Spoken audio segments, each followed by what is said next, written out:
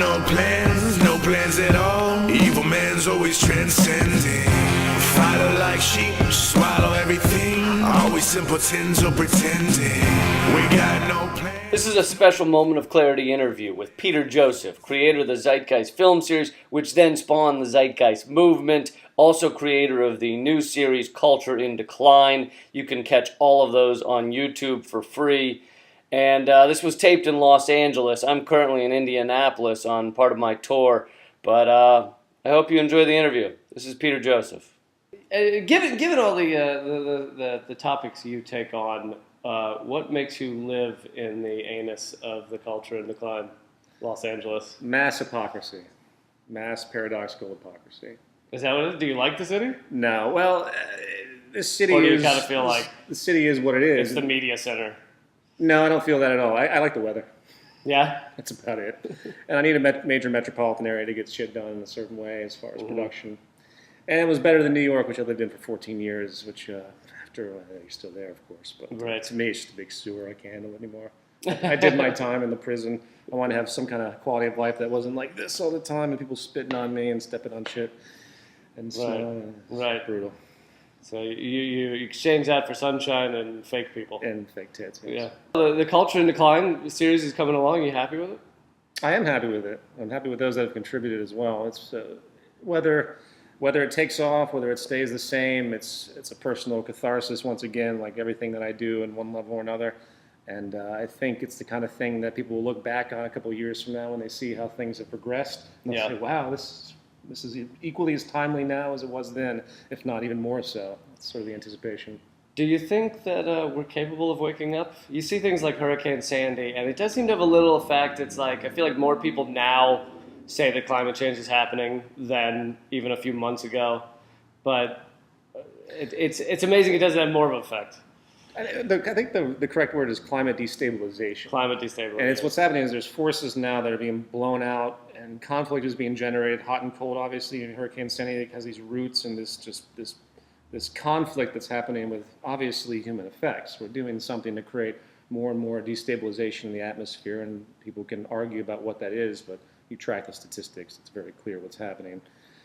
That's just one more characteristic of culture in decline. You have this whole culture of people that have been groomed to disrespect everything that is natural and decouple themselves from the natural world, the natural economy, which is basically a respect for the natural laws, the scientific elements, which you can't be too hard on people because science has only been with us for what? Really, about 900 years, maybe? It's true. Give it some time. Give it some time. Even the famous Greeks had some pretty bad ideas, even though you consider them to be the heart of science when it comes to social relations and environmental relationships. So what do you expect? You have to see it that way simultaneously. It's also really grotesque. So do I have faith in it? Do I think that there's hope in all of this? Yeah, it's going to take a lot of suffering most likely before people can snap out of it, though. Well, yeah, I mean, there is currently a lot of suffering and will continue to be, but I do feel like we're going through a slow awakening of sorts because of the fact that our media landscape has spread out, and you can have things like the Zeitgeist films, and people can get them, and it doesn't have to come through the mainstream media. Well, yeah, I mean, technology has been the ultimate game changer of every medium, every genre you can think of. In fact, you could argue that technological advancements, such as what you speak of, really have been the ultimate facilitator of cultural evolution entirely. Mm-hmm. Otherwise, we'd still be with little sticks and stones, making holes so we can grow food. Life is very different now. So that's a good argument. Question is, how is it used? Is it used appropriately? Having the ability for free media in the way we do now has been very profitable for the upper echelon of society and simultaneously very threatening. Mm-hmm. So there's a double-edged sword that's happening. And if you look at policies now, there's a huge move now to clamp down on what the internet's doing. Yeah. And the powers that be. It's been in place for a while. A whole infrastructure change. It's already been known that all the emails that you send are being cataloged right now. Every single one in the United States going to a big database. They just take them all in. They're going to search them later if anyone gets on their nerves. Then they go after them. Very different than tapping phones specifically. But that's only for terrorists, right? Oh yeah, of course. But nevertheless, it's amazing. It's an amazing time. In fact, I wouldn't pick any other time to be alive. It's an ultimate crossroad. there's so much happening that has such a positive nature to resolve problems and create prosperity, and it's such a massive threat to the traditional institutions. I mean, you couldn't pick better entertainment. Right. You can't deny it's exciting. No. It's an exciting time. Absolutely. Do you ever wish like that you had chosen to take on smaller issues, because then you can feel that direct influence immediately, whereas you in a lot of your movies and videos are taking on like the entire picture, the breadth of human experience.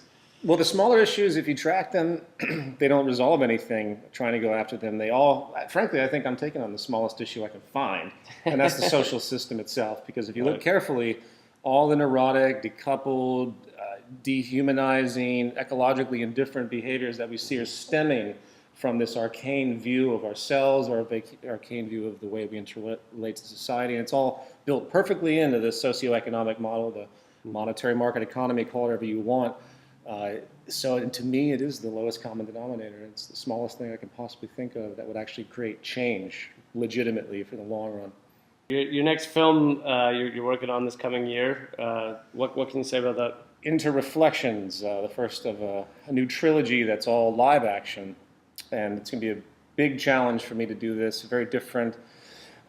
Basically, the documentary style that I've gone forward with in the Zeitgeist film series will be reallocated to the Culture in Decline series. Mm-hmm. And this new concept for a new trilogy based with live actors to show a fantasy relationship, an aesthetic relationship to inspire people for change is going to be the new direction that I want to go with, both artistically and cinematographically, and in a lot of ways activist oriented. You know, I've spent so many years being hardcore knowledge oriented, right? News programs, whatever, and you realize that there's something wrong with that. You have to use an aesthetic. That's where comedy and the arts really come into play as a social medium for change. Is you get under people's skin, you make them sort of feel like they're discovering ideas for themselves. Right. In fact, that's one of the most profound things I've ever heard someone say. Is you can't impose on people with ideas. You got to let them realize it for themselves. And that's a great way to talk to people. If anyone wants to use that advice, you can just don't impose. Just let them realize it for themselves, and then they don't have that ego strife where they feel like they've just taken something. They don't feel like they've lost their identity. They've gained something. Right. So this whole film series is basically about that. There is noticeably more comedy in Culture in Decline than your previous documentaries. That's that same idea. Yeah, except this really won't be comedy. There'll be comedic nuances. Mm-hmm. I'm trying to think of a parallel of fantasy. This will be, I guess, if you think of fantasy films that you've seen where reality is broken, mm-hmm. and you might feel like there's something that's actually a through line, and suddenly that through line breaks, and you're like, wait, what just happened?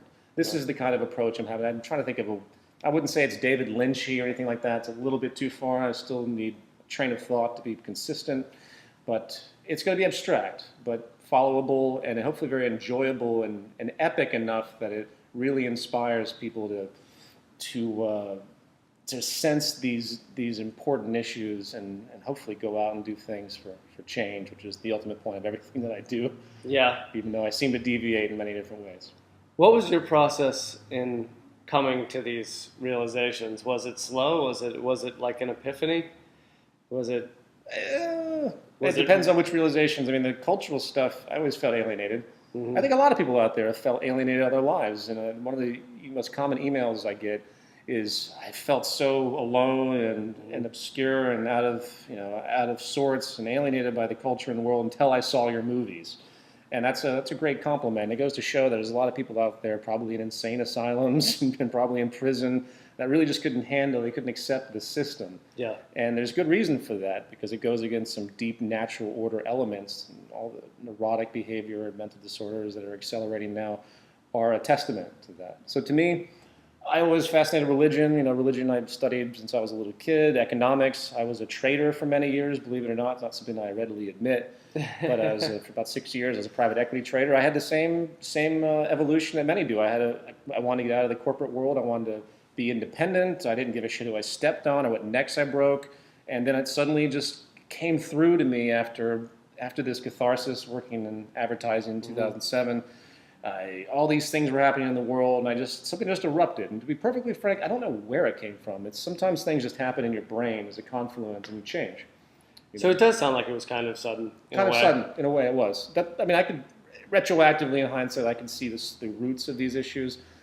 I always believed in a rational perspective, you know. Right. But the confluence of like the social order, the water we swim in that we don't see, that I didn't see it. It wasn't, you don't see those things that are so obvious. The most profound things in our lives are the most obvious and unrecognized. And that was something I think I got a little bit more privy to. Well, thank you, Peter. You're Appreciate welcome. it. No plans at all. Evil man's always transcending. Fighter like sheep, swallow everything. Always simpletons or pretending.